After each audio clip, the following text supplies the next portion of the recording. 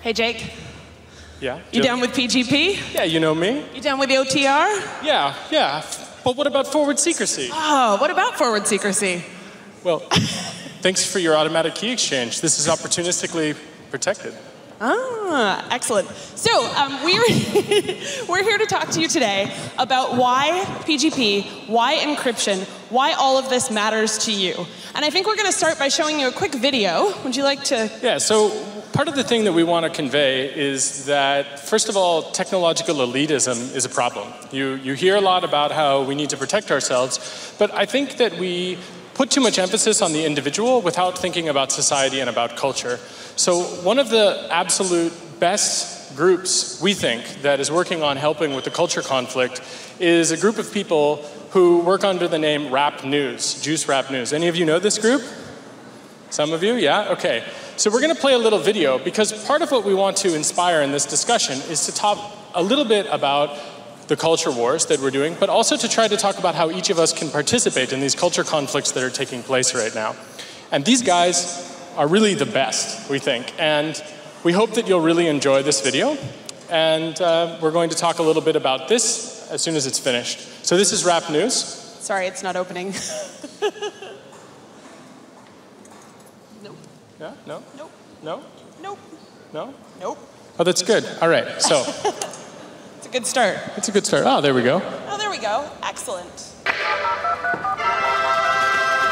Welcome back, netizens, to this newest edition in Juice Media series of rap news journalism with me, Robert Foster. This evening we're actively delving in depth to facts which affect all of us who dwell on this internet. And we've got to give a special welcome to all the ladies and agents from the NSA, ACO, MI5. Glad you're listening in, because today's show is all about surveillance and how it's spreading from the streets into our modems as we speak. Laws are being tacitly written in to implement ways of controlling the expanse of this internet to keep us safe, we're told. But from whom? And will this place ever be the same if these plans go through? To find out, we connect with our first guest to comment on the matter. We're live at the Panopticon with General Baxter. General, son, good to have you back again with us. Explain why the state is spying on us. My fellow Oceanians, as you know, we've always been at war with Eurasia. Or is it East Asia? Either way, it's war and we need division to wage it. But now the proles are connecting online, bypassing these illusory divisions of race, religion, and nationality. Sounds grand to me. It's a catastrophe. Centuries of hard work are being undone, profits are vanishing, and it's due to the internet. It's empowering humanity. We need to get this snafu under control rapidly. How? Behold the latest weapon in the war of terror. Our greatest invention since 9/11. Guaranteed to keep us free and safe forever. I give you the surveillance state, ladies and generals. Our secret wires log your keys dial. Monitor every single number on your speed dial. Rewind straight to your position with facial recognition and pinpoint you within 0.03 of a mile. We put eyes everywhere without consulting you, keeping you safe whether or not you want us to. Soon there'll be no freedoms left for threatening. Then we'll have won the war. Take that, terrorism. Brilliant. Thank you, General. We now interview our resident guru, Terrence Moonseed, for a different view. Greetings. How does this situation look? I have one word for you, Robert. Double plus on good. The world populace of 7.4 billion are all headed in the direction of Orwellian totalitarian oblivion. My voice is hoarse, yelling about stellar winds, cold chilling them and trap wire weaving through the world wide web we all dwelling in. Face it, the all-seeing eyes in all of our Facebooks like a virus, and in these iPhones with Siri, or should I say Iris? Next in line is RFID devices, mind chips triggered by chemtrails, the plague spray the sky with. This time it's too far. Check out the base they're building in Utah, where they'll be storing all your data for over a century. It's FUBAR, and under the outback is an entire tunnel of wires, an echelon base called Pine Gap to hijack our mother Gaia. Hey, maybe your mother's gayer. Boo-hoo. Why didn't you just kill yourself like most of your troops do? That's it. Now you're on the cast iron list. Hang on, General. Why weren't we informed about this? Sorry we didn't tell you about our grand plan before. It was meant to be a surprise, under wraps and in store. But some spoil sports had to go and ruin it for all by blowing whistles in spite of the damn law. Bill, Benny, and Thomas Drake are trailblazers for leaking these tactics. Hey, civil liberty activists, this is all legal. Anything we do now actually is. You can't question my authority thanks to this. And that shit's global, people. In Australia, it's now legal for the government to store all SMSs, searches, and emails. Australians, it's taking place under your nose. Unless you wake up, all your data are belong to ACO. Come on, everyone knows. You can trust the government now. If you got nothing to hide, you got nothing to worry about. That might be the case with things that are happening now, because most people agree with most of the laws that are being handed down. But once the Illuminati reveal their agenda for you, this surveillance will enforce laws you no longer consent to. But by then it'll be too late to protest too, and anything you've ever said typed or browsed can or will be used against you. I'm confused. So what should we do then? What should we do? Nothing. This is all an illusion. It's just a ride, a delusion, the Matrix, the Maya deceiving us. Oh, you hippies really make our job so much easier. Sorry to interrupt, but we're picking up a signal from beyond the space-time continuum. Quick, switch on the juice channeling portal. Wait, is that George Orwell? Good day to you. Wow, what do we owe this honor to? I tried to warn you, noobs, but I see you are actually fools. What else you thought this was an instruction manual? Yes, so can you advise us? What would you have us do? An open and universal internet is the most effective tool you have to address the issues that afflict the world at hand. Therefore, protecting it is the most essential task that stands before your generation. I think I understand. Hush, man. You must not lose the internet. Heed this mantra. Who controls the internet controls the data. And who controls the data controls the future. We're losing you. I leave you with a tool to use. An onion? Don't be simple, Robert. This is but a simile. It stands for Tor. Google it. It's for anonymity. This onion router open network helps considerably against tyranny, but its abilities only work if all you use it consistently. And even if you don't use it, run it so it's forced well. Thanks, Mr. Orwell. From now on, call me George Torwell. If we'd had such tools when I wrote this, well, it would have been so much simpler to tell Big Brother to go f*** himself. The sucking piece of shit. Thanks, George Torwell, for manifesting direct from this memory hole of history to impress on us these messages. We're told we need safety, which is precious, yes. But can a society that can enforce all its laws ever progress? Hindsight shows that many figures guilty of thought crime turned out to be luminaries and heroes before their time. But if the surveillance state had reigned then in this form and design, just think of all the progress we may have all been denied. Could lobbies for women's or gay rights have appeared and thrived? Would revolutionary ideals have materialized? Would science have pioneered or even survived if every word had been monitored by thought police and spies? Big Brother brings chilling effects, freezing our collective hopes. He doesn't protect our safety, but protects the status quo and threatens this internet, the one channel yet uncontrolled, whose openness we are now called upon to effect and uphold.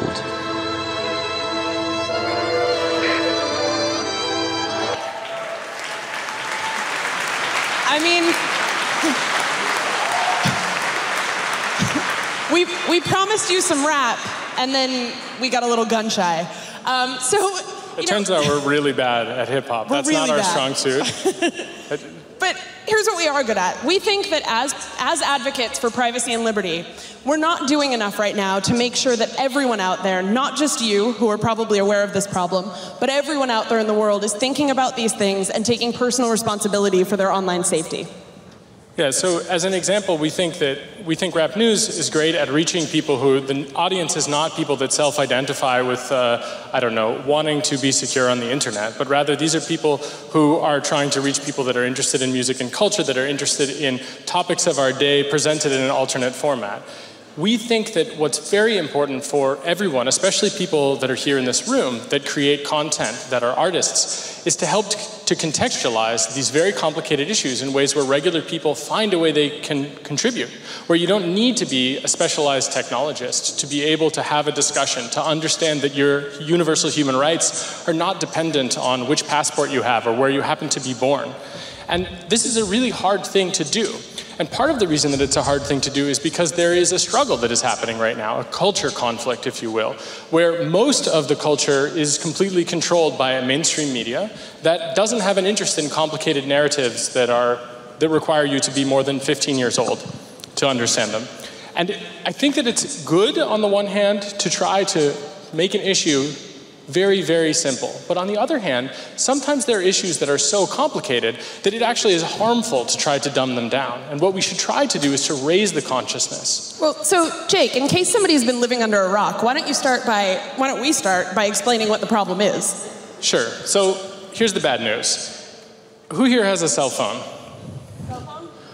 Right. Oh, look at that. That's some bad. Throw it out the window. No. Actually, it's probably not a good idea to throw it out the window because you probably need it. You probably have a reason that you have it. Part of the problem here is that states and corporations have bounded together. They have a special agreement in some cases. In other cases, they're forced. Usually it's corporations that are forced, but many go willingly.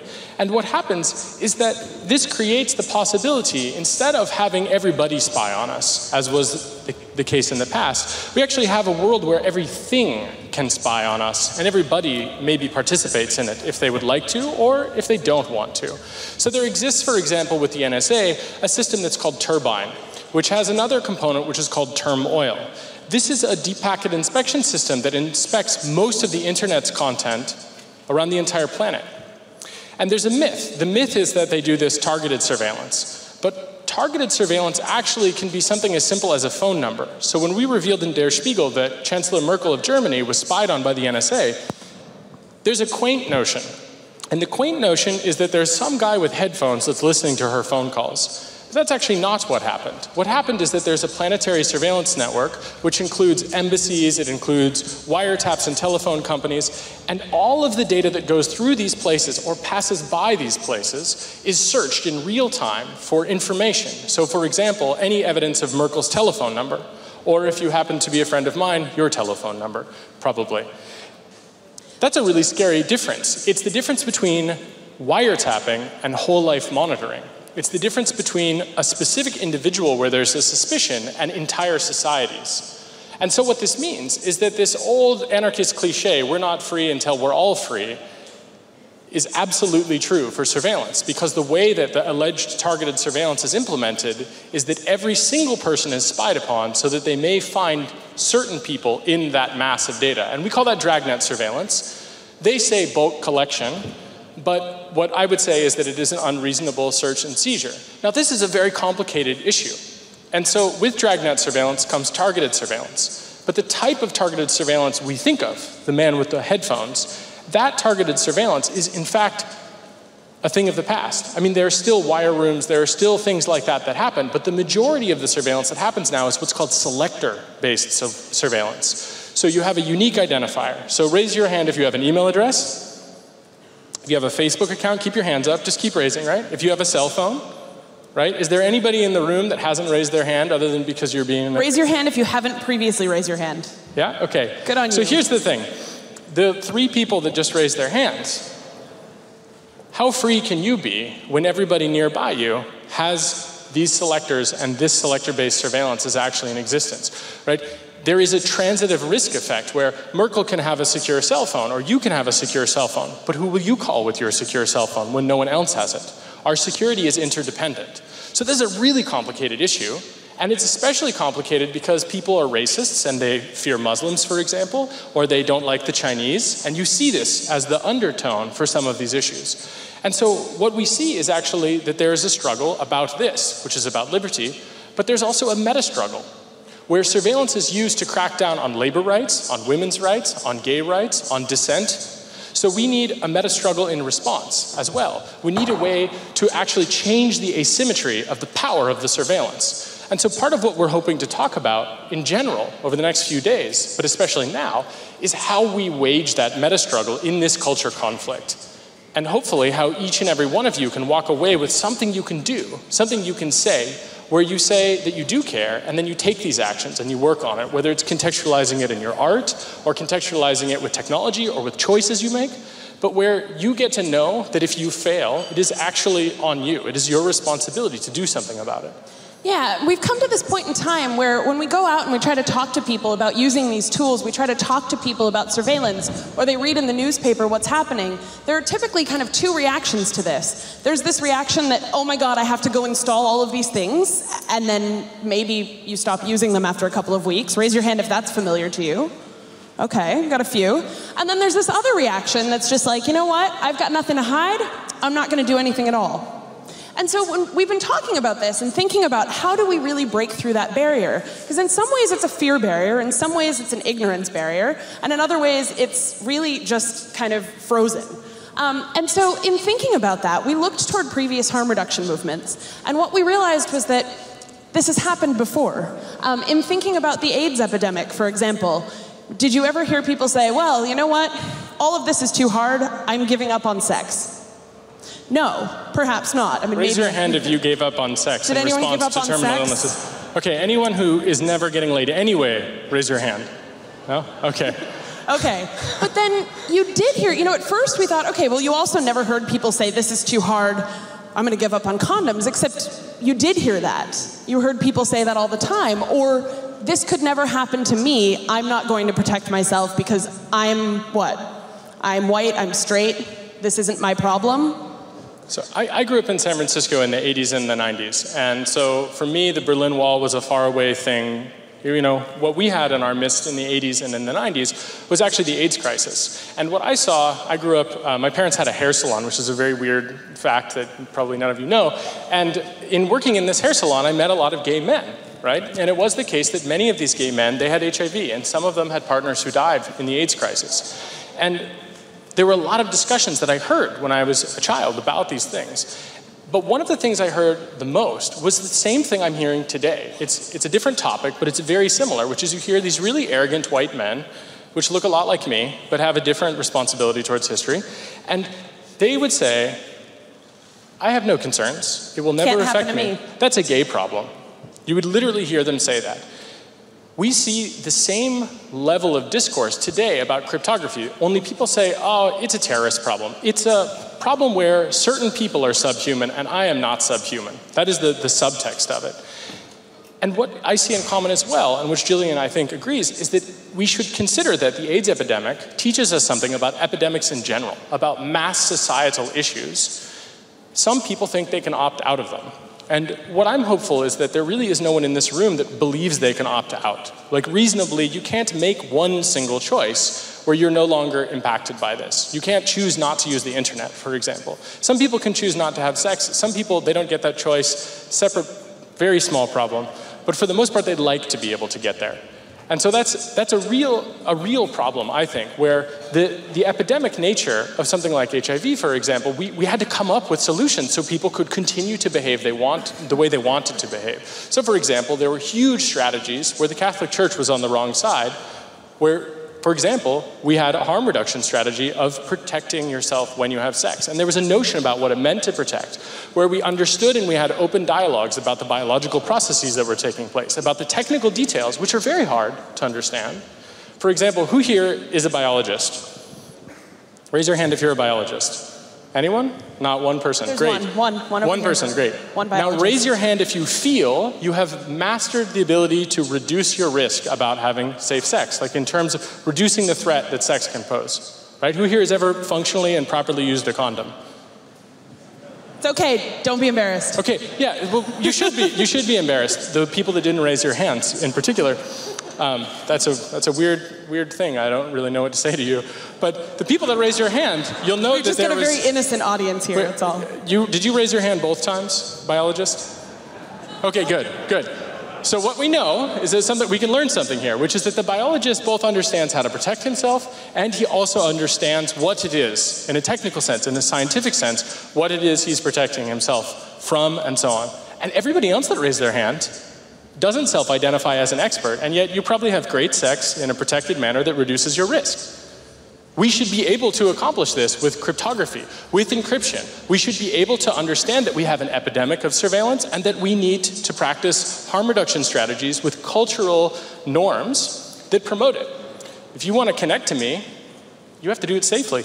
So I remember growing up in also the 80s and 90s, I'm dating myself a little bit, I guess, and I remember being in school and sitting there in class and having a teacher at the front of the room take a condom and unwrap it, and all of the kids in the class were mortified, and put it on a banana, and then made us do the same thing. And I remember sitting there as a kid going, oh my God, you're kidding me, this isn't happening. But at the same time, that lesson stuck with me. And so the Harm Reduction Coalition defines harm reduction as a set of practical ideas and strategies aimed at reducing negative consequences. So when we think about harm reduction as a philosophy, we need to think about meeting communities where they are. We need to think about addressing that community's needs. And a lot of the work that we're doing in trying to promote cryptography right now isn't doing that. We're not meeting communities where we are, and we're not necessarily meeting their needs. We might be talking up here, we might be talking down here, but a lot of times we're not talking right here, and that's where we need to be. And so one way of doing this is to think about this as not just mass surveillance, not just the NSA, but a whole panoply of threats that we need to assess and think about and personalize. So in the world of security, which is very alienating, and in the language of security specialists, they talk about this in terms of threat modeling. Anybody here familiar with threat modeling? You can raise your hand. Yeah, so there's like 7 people that raise their hand. Now, so this is a specialized skill, but who here has ever heard about domestic violence? Raise your hand.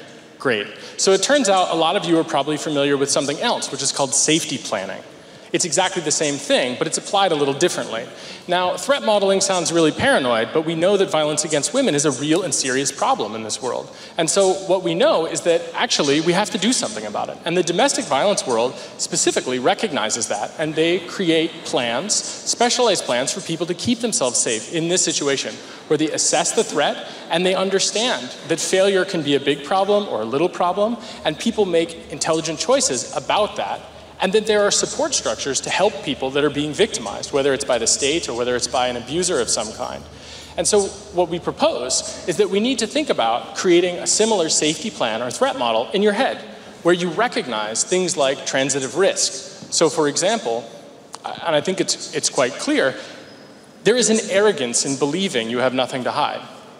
The moment that you believe that you have nothing to hide, it says that you understand all future possible situations in which something might go wrong, in which your data, which tells a story about you, which may be made up of facts, will tell a story that is not necessarily true. So let's walk them through this, shall we? Sure. Okay, Jake. So I'm going to ask Jake a series of questions about his potential threats. So Jake, what are you trying to protect first and foremost? Well, as a journalist, I want to protect my sources, because sources, for example, help me to inform everybody else here in the audience about things that are happening in the real world. And what do you perceive to be your possible threats? Well, I think there are competitions from shittier newspapers, for example. That's one. Okay, all right, so we've got competition, we've got potential hackers, we've got the NSA. Okay, and what is the likelihood that this threat will occur, this risk? In the case of the NSA, for example, which is I think is a legitimate concern for some of the research that I do and some of the work that I do, especially with the Tor project as a technologist, what I would say is it's 100%. And how bad are the consequences if you fail to protect yourself? Well, so it depends. If I'm a Muslim in Yemen, I get a drone strike. Right? And if I'm a Jewish American living in exile in Berlin, maybe I just get harassed at the border, or maybe my house just gets broken into. So those are some pretty big threats then. So then I think the last question that I'm going to ask you, and this is really, once you've analyzed all of the rest of this, this is a really, really key question.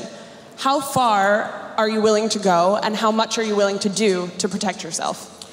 So I take different steps. I compartmentalize a lot of my life. So computers I use, for example, for communicating with sources, those computers are special computers that I usually keep with me at all times or guarded by someone I trust. To protect a source, I'm willing to make a societal commitment to go to prison before I would speak even in front of a judge, because that's the commitment I make to a source. For certain other things, I might make different decisions, like I have a casual telephone which I use to call, let's say, a taxi if I needed one, or that I would use if I needed to call someone where I thought that it was possible that I couldn't do it without having this. That is, I need to have a telephone for certain functional things. But because I work with people where it is important to protect sources, and because it is important for me to protect other people who do that, I try very hard, and I spare no effort for actually protecting other people I work with. So for example, if I'm visiting someone like Jillian in the embassy, I don't take a cell phone with me. I don't do things where I think it will cause them harm, and that causes me great inconvenience. Life feels a little number when you lose access to these networks, when you lose access to these communication devices. And I think actually that's not so different than when we talk about safe sex. It feels different.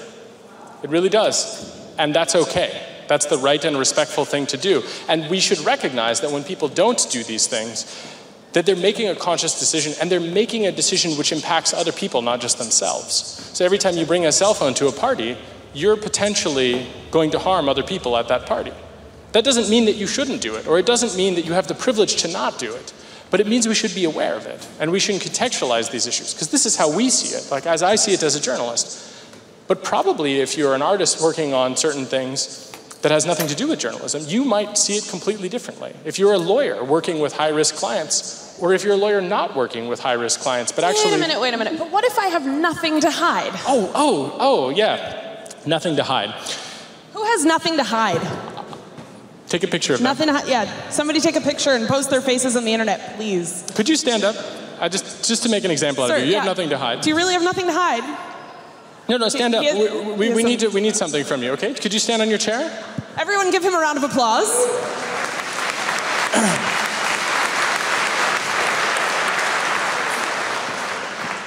I know this is a little unorthodox. Bist du Deutsche? Yeah, okay. Please take your pants off. No? Ah, well now we've established what kind of German you are. Can I have your credit? Could I have your credit cards? Yeah. Okay, great. Oh, nice. This is good. Mama needs some new shoes. Yeah. So the point here is that when we talk about we have nothing to hide, one of the things we need to consider is that that is a dishonest framing of the discussion and the debate. Because actually it's about choice. Do you believe that you have the right to choose if I should be able to tell you to take your pants off? No? You don't think I have that right? No? Why? Is that because it's about your choice? You believe that you're free and that you have a choice? That's what this discussion is actually about. We need to contextualize it. Do we have a right to self-determination, to information self-determination? Do we have a right to privacy, to dignity, to agency? So what I would argue is yes, we do have that right. You can sit down if you want, or you can stand if you'd like. Thank you. Thank you. And do we have a right? And do we have a right to say what we want without fear of reprisal? As an example, I confronted Carl Bildt, the foreign minister of Sweden, last year about dragnet surveillance. Bad timing for him. A month later, the Snowden revelations started to come out, and it became very clear that Sweden is involved in mass surveillance against all of the citizens of the world that they can get their hands on, or dragnet surveillance. And he said, surveillance never hurt anybody. First of all, that's a ridiculous statement, and it's insulting to everybody who has been rounded up as a result of surveillance programs. But second of all, he said, if you don't know about it, it can't hurt you. Oh, sure. Well, what I don't know can't hurt me. I mean, just the other day, God, what was I doing? I was crossing the street because there was, the little red guy when you cross the street, and I didn't know. I mean, in the U.S., it's fine to cross the street when there's... Did I break the law? Yeah, I think so.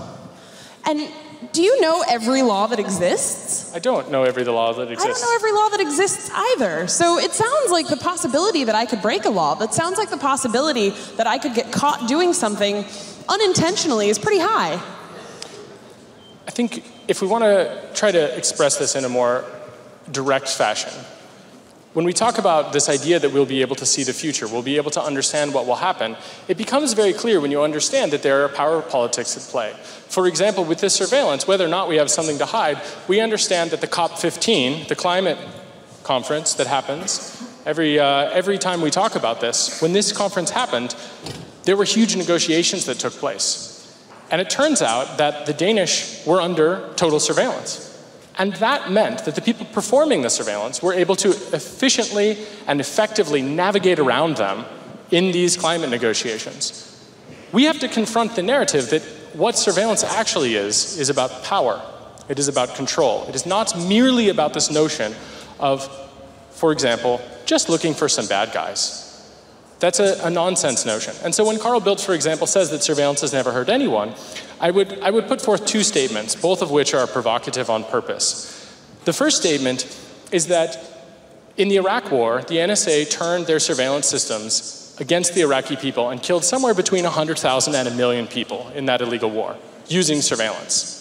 So on its face, I hope that when you hear someone like Carl Bildt say that surveillance never hurt anyone, you can point to this illegal imperialist war in Iraq and you can say, actually, those people were people and they are dead now, thanks to added signals intelligence capabilities in service of unjust wars. Oh, I mean, you could point to all of the people who were targeted in Bahrain, targeted in the UAE, targeted in Saudi Arabia, often by technologies built here in Germany or in the United States.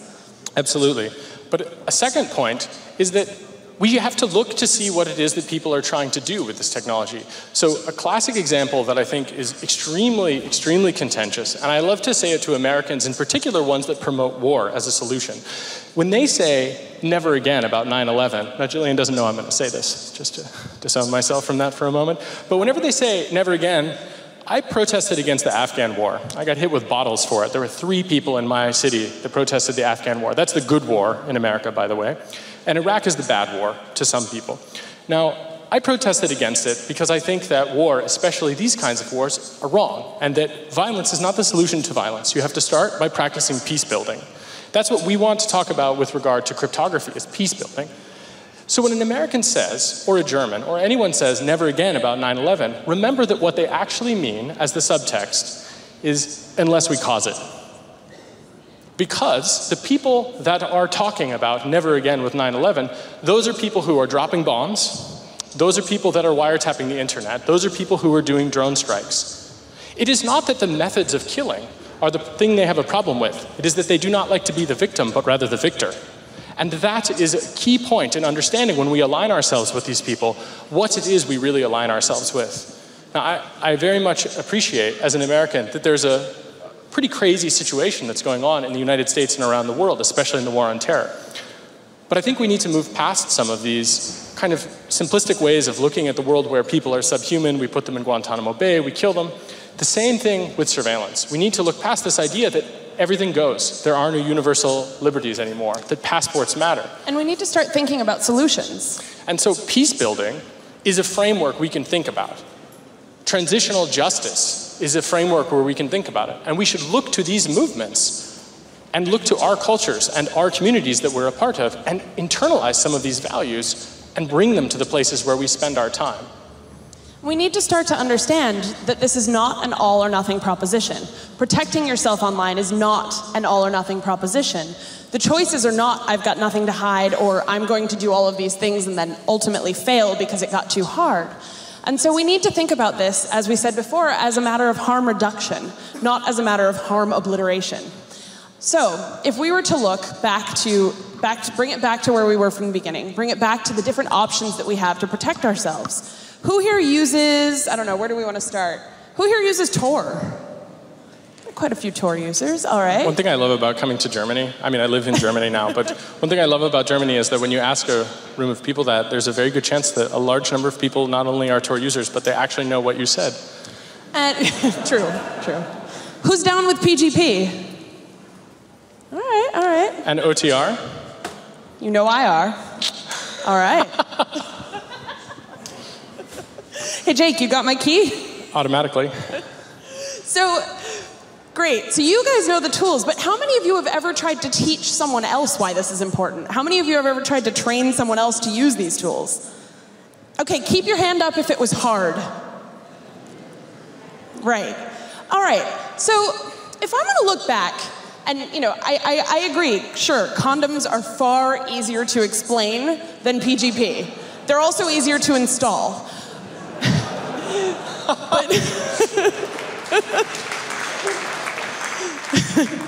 But they're not free as in beer. True.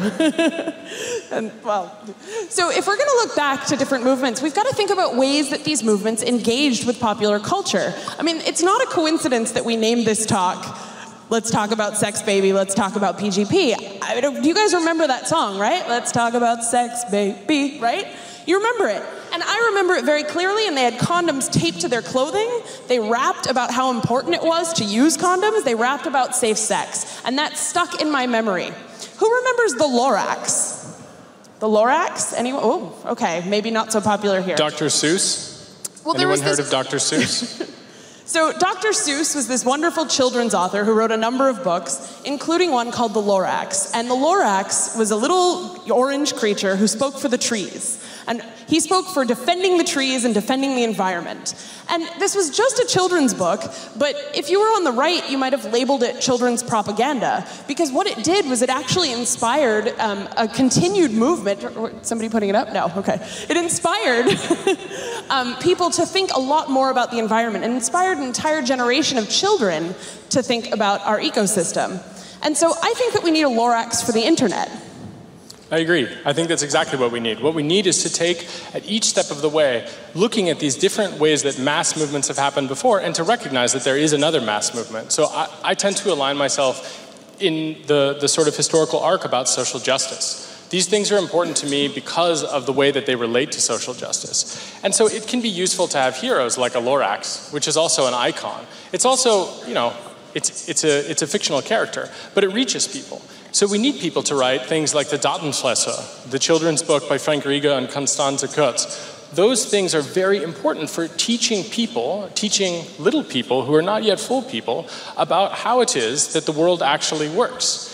That's also important when we think about how that happens, which is that it's positive. We need to have a very positive notion in things that we do where we inspire not only hope about resistance, but also hope about alternative building. It's not enough to just say we should give Edward Snowden asylum. Obviously we should. Separate point. We also need to consider positive steps that we can take, things that will protect our privacy, things that will raise the consciousness of children so that they will respect each other, to show how we might respect each other. And it's not just important for each of us to think about ourselves either. This isn't all an individual strategy. I mean, sure, yes, we're thinking about policy, we're thinking about activism, we're thinking about education, we're thinking about how we use technology and protect ourselves. But the way that this works is not just that I use Tor and everything's fine, I use PGP and everything's fine. You need to think of it like herd immunity.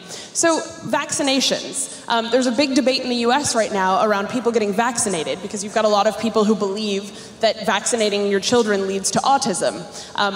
Definitely not going to open that can of worms in this room, but nevertheless, vaccinating your children is important because it creates a sense of herd immunity. And everybody using crypto is a very similar concept to that. The more of us who use it, the less likely we are to be unsafe. So think about it this way. If you are a user of Tor and you're in, I don't know, Guinea-Bissau, good enough? Sure, I've never been there. Okay, it's a country. Fancy that. So let's say you're the only guy or girl in that country using Tor. Now, the authorities can't see what you're doing on the network, but they can see that you are using this program, and if they know what it is, they might want to come after you for that. But if you're using it, and your neighbor's using it, and your teacher, and your mom, and your dad, and your brother, et cetera, and you've got hundreds, or thousands, or millions of people using it, you're safer, you're less likely to stand out. And so, how do we get there? How do we get each and every person in this room not just using these tools, but also evangelizing these tools and evangelizing these concepts? I can tell you one of the most awesome revelations from Snowden, which is not always clear and isn't always, I think, explicitly said, is that the NSA has a couple nightmares. And all intelligence services, that is, criminal spy organizations involved in a multi-country conspiracy against us, all of them are afraid of easy-to-use, secure communications tools, where the usable interface means that you go about your everyday life and you're secure. That is their worst nightmare. So if you are a user experience person, if you are a designer, you are uniquely positioned to help us, to work together with people who are working on these things. And that is something which is critical. Once we have a usable interface for these systems, once we understand the basic behaviors people wish to engage in, and we find ways of securely doing it, the cryptography is good for the most part. There are some exceptions. But when we build systems that are secure without backdoors, without so-called lawful interception, and we make them usable, that is the worst nightmare of these criminal spies. I mean, if I went every morning to my toaster in the kitchen and it had 1,000 different buttons and settings, I would probably never make toast. I understand that. If I had to turn on my television by selecting from a giant panel of a million buttons, I would probably never watch television. And the same goes for this. If I have to take all of these different steps, not just to install, but to understand, to use, and to get other people to use tools in order to communicate with them securely, I understand why people give up. And that's why it's so important that we meet them where they are. Absolutely. But to do that, we need to have accurate and clear information. So, for example, we need to look at things like, for example, in South Africa with apartheid, there was a boycotting movement. This exists. We should consider this as a mode of operation. We should consider, for example, that people that partner with the NSA or with Condoleezza Rice, like Dropbox, Dropbox. We need to have a movement where we understand that people who work against our interests are not our allies. We must not compromise with them as they sabotage us in secret for their own profit. It is at our detriment, not only as individuals, but societally. But to do that, we need clear information. We need accurate information. We need people to be publishing about these things. We need support about it. As a journalist, when I publish about NSA-related things, I risk my own freedom because they would say that you have no right to know details about it. But I would say that for us to have a democratic society, we need that information. And for us to have a movement is much the same. We need to know what people want, and we need to know how to do it safely. And we need to know how the spies are violating our rights openly. And that's something that right now we struggle with the last part most of all, but we're struggling with all of those parts. And each and every one of you can be engaged in this if you want to help. And there's no vanguard, I think, in this. We need every single person to do it. You know, on the eve of the Russian Revolution, what Trotsky did is that he took control of the post and the telecom. What we need to do is we need to make sure that that never, ever, ever happens again in the history of humankind. We need to create a free and open internet that we maintain where no matter what happens, we do not lose it. Where each individual has the right to securely communicate, the right to read, and the right to speak freely. Where we don't make exceptions which turn into gigantic new norms that are against the basic values of our societies and of ourselves.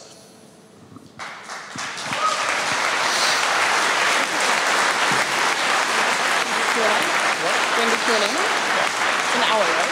Let's play the last video, okay. The Jillian video. Set it up. So to that end, I also think it's important that we have a good time. And we entertain you. We think it's important, absolutely, without question, to have a little self-mockery. But we're no good at this hip-hop stuff. So instead, we're going to mock Julian Assange, because we love him. And it's self-mockery. So we want to close with this video, and then we'll do a little Q&A. But this is an example of things we hope that everybody here will start to get involved with. And this is also, by the way, rap news again. We're cutting it about halfway through, so apologies for that. We just want to make sure we've got enough time. I'm told there might be another challenger. We crossed to correspondent Ken Okan. Ken, you with me? Ken Okan. I'm in London at the Ecuadorian embassy. We hear that this year there's to be another contender seeking ascendancy. That's right, I'm sent to speak with the fella called Julian Assange. Damn, mate. Julian Assange. He's running for the Senate in these electoral races. I like him. He keeps saying courage is cunt. Something contagious. Outrageous. But mate, with this whole look you got going on, you got Buckley's hope of getting voted from all the Sheilas and blokes back home in Oz, but what you need's a makeover. Good on ya. Screw it. This came out even better than I'd hoped. I'm feeling it. Are you feeling it? Bloody oath. Now you're ready to go hard in Australian politics. What message do you want to say to the populace?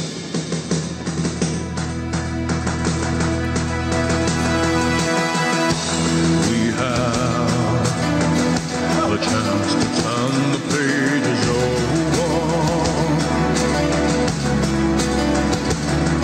We can write what we want to write.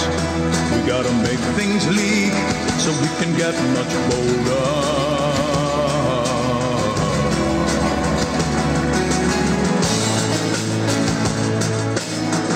Oh, we're all wiretapped now. We're all being fed lies. Till we get all the rats out. Once we turn on all the lights,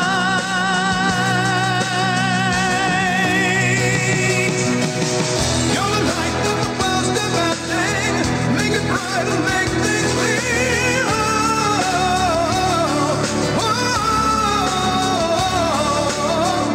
We're not gonna sit in darkness. We're not gonna live with fear.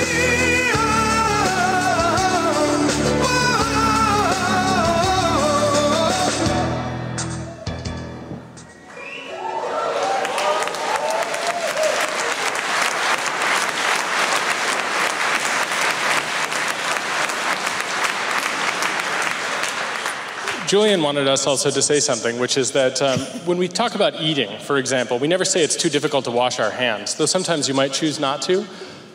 People use forks and knives. People use chopsticks. We can consider that there are basic things that are helpful in going about our everyday lives. It doesn't mean we can't make do without them, but we can consider washing our hands. That's a public safety thing. And it's a good start.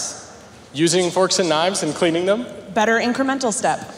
It is the case that if we want to think about it in this way, there's a lot of stuff to be done. There's a lot of good things that we can do, and it doesn't require you have a math degree or that you're a computer programmer. And it doesn't require you to do everything on day one. So, with that in mind, if anybody has a question for us, we would love to take some questions, and please raise your hand. Or I think maybe there's a microphone There's probably somewhere. some question procedure that we don't know about. Oh, there's someone over here. I don't know who's doing that. There we go. All right. Helping hand. Right in front of you, directly there. Yeah?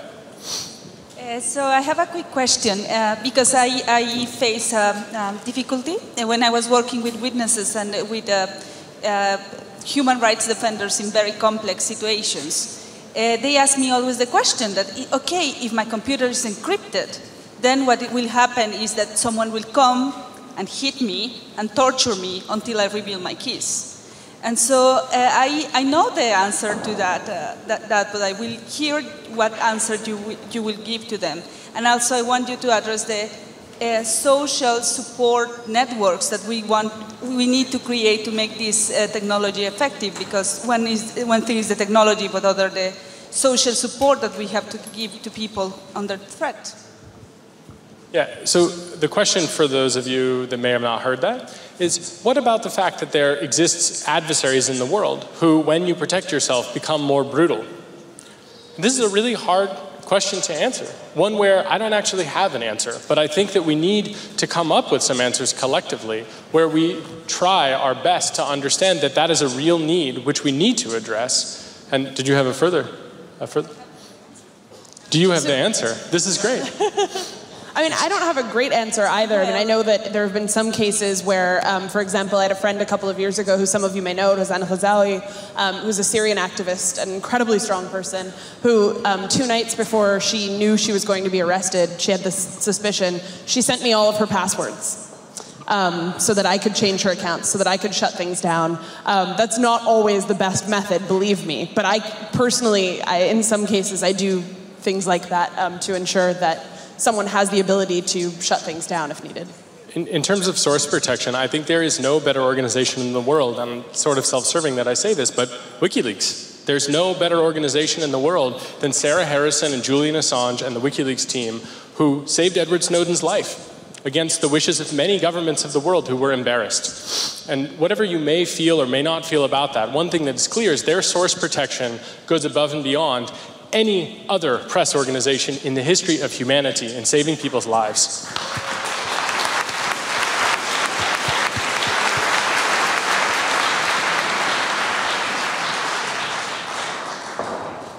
Hey, thank you for that. And thank you so much for mentioning design and user experience as such crucial issues. That's exactly what we're trying to do with the indie tech movement, to create alternatives that are beautiful first, and then protect your privacy, and then happen to be free and open. My question is, how do we challenge the prevalent culture in the free and open world that resists this so strongly? Because it is a cultural thing. And it's something that I come up against every day, that it's not just about writing lines of code, that it's not just about git commits and pushes to a repository, that design isn't something that you can do with a pull request. How do we combat this? So this is how I came to this subject, was my personal frustration. Look, Jake's a technologist. I am absolutely not. And he knows that because 5-6 years ago, he trained me on how to use Tor.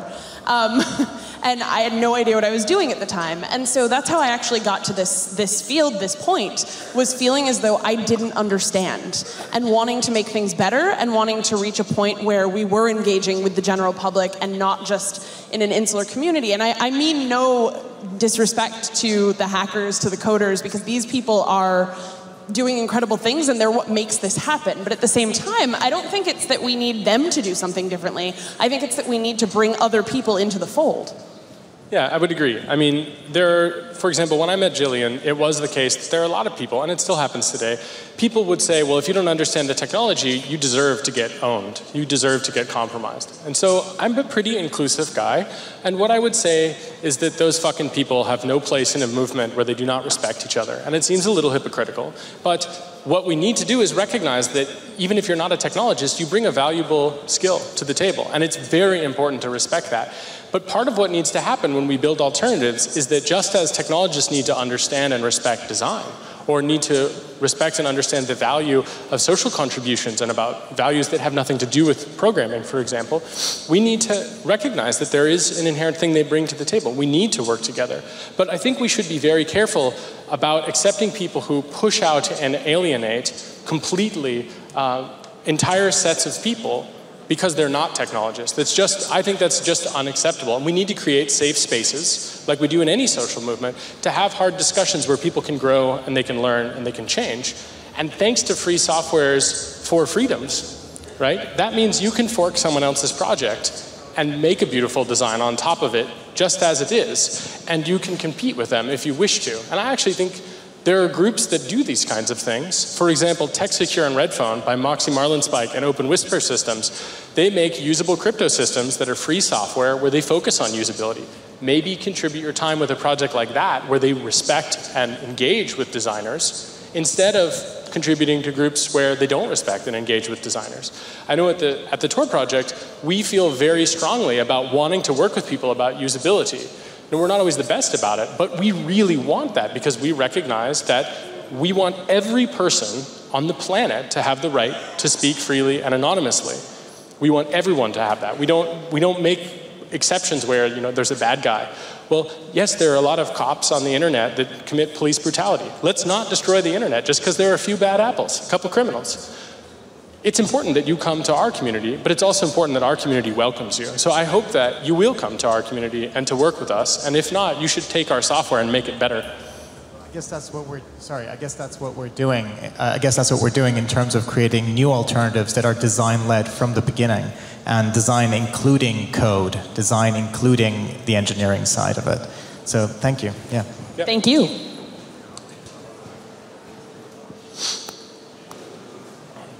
Maybe that woman over there? Guy over there? I can't see, I'm actually blind. Yeah, her over there.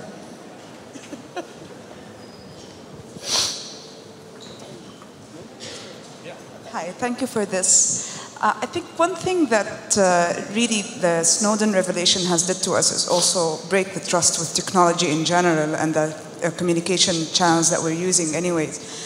And this is not a rhetorical question, but why do we really need to blindly trust PGP encryption and Tor, especially after we trusted the internet in the beginning and then the SSL technology? What would make us so sure that these two things won't be broken like other kind of technologies? Especially that also Tor gets funding from the US State of Department too.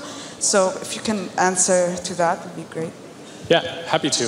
So in the course of my research on issues about surveillance, one of the things that I have seen, and which has been constantly backed up by the documents, is that the US government is not a monolith. And it turns out that Snowden didn't just reveal mass surveillance, he revealed mass political struggle about power. And that political struggle that's happening includes, for example, the State Department, which funds Tor, as does the Swedish development agency SIDA, as does DARPA, as does individual funders, the Electronic Frontier Foundation, and so on. The thing that makes it so you should trust it is that you have people in your community who have evaluated it and trusted it. And what Snowden has shown is that there are people that, in the State Department, for example, in the DRL, the Department of Human Rights and Labor, they have a pretty open conflict with people doing total dragnet surveillance. That's a really important conflict, which he has underlined and he has shown in these revelations. And it shows that the NSA, GCHQ, and so on, that they actually have trouble with these systems because they have built surveillance systems that are predicated on things not being encrypted, things not being anonymized, things having broken cryptography. And it turns out that those mistakes weren't made in OTR and in Tor. There are still weaknesses, there are still problems, but instead of it being an absolute certainty that you will have compromised the communications, it becomes a statistical probability or a detectable abnormality. And so in doing this research, I've seen quite clear examples where they have not been able to break cryptography. And some cryptography they have been able to break. So it isn't blind trust, it's understanding that there are certain math problems, certain cryptographic problems, where they're hard. Discrete log is hard, it appears. It appears that factoring is hard. When you build a cryptographic solution on top of that, that means you're building a thing that's hard for them to break. And the core reason is a subtle one, and it's unfortunately a technical one, but basically, no amount of violence, and I've said this many times, but no amount of violence solves a math problem. They can torture you for your passphrase, but if they don't know who you are, they can't find you, and there is no passphrase. All of a sudden, their methods are not as useful as they once were. And that's really one of the things that we see time and time again from Snowden's revelations. And the point is that you should not just blindly trust but verify. Work with people you know in your community to help verify that, to prove it wrong. We should work to try to prove it wrong. I don't blindly trust any of these systems, but I do also have a very healthy distrust for people that say we shouldn't have these systems and that work to limit our access to them. And it becomes very clear it's not just defending against one set of adversaries, but many. So when you are worried about, for example, someone surveilling you, it isn't just the NSA. It's the NSA and everybody else too. Right? And in some cases, I think there are systems that are still worth using, even though, for example, with Redphone and TechSecure, you have to use the Google Play Store. That is not really a good thing, I think, if you're worried about the NSA. But I think it's probably fine if you're worried about Assad's government. I don't think that Syria, for example, has the same backdoors into Google that the US government does. And I think we have to balance these things and recognize that none of those are perfect, but moving towards a world where the default is to have privacy and autonomy and security, and dignity and agency again, that is what we should be doing, and that should be our goal. It's not to have perfection in everything, but to work towards that world. At least that's where I stand with this. And I feel pretty good about that. And I think that in the future we'll see a lot of stories coming out which will explicitly discuss this aspect of the technical details. I am working on things like that right now, and I really look forward to being able to share it with you in the future, because I think it gives us some hope. And I think if we didn't have cryptography, it'd be a suicide fest. So, we have 1 minute left. If you have a short question for Jillian, probably. Anyone? I don't see who has a mic. You have a microphone? 1 minute? This guy right directly in front of you? In terms of cryptography, how do you guys approach mobile-first cryptography as far as cloud-based cryptography as a system? That one is unfortunately for Jake. Oh, sorry. No, it's okay. So for example, there's a brilliant guy. I can answer this very quickly. There's a brilliant guy, his name is Zuko. He's one of the most incredible cypherpunks to ever live, and he works on a lot of free software, and he invented a concept, or coined the name, provider-independent security, where you can trust the cloud. You can trust cloud systems for exactly one property, which is availability, because you can measure that. And everything else, use cryptography to protect against them, because they will attack your data. And he created a test, which I think he hates it when I credit him with this. But the test is, the Zeta cartel comes and says, give me your data. And that is important. You will always fail that. You will always give up your data regardless.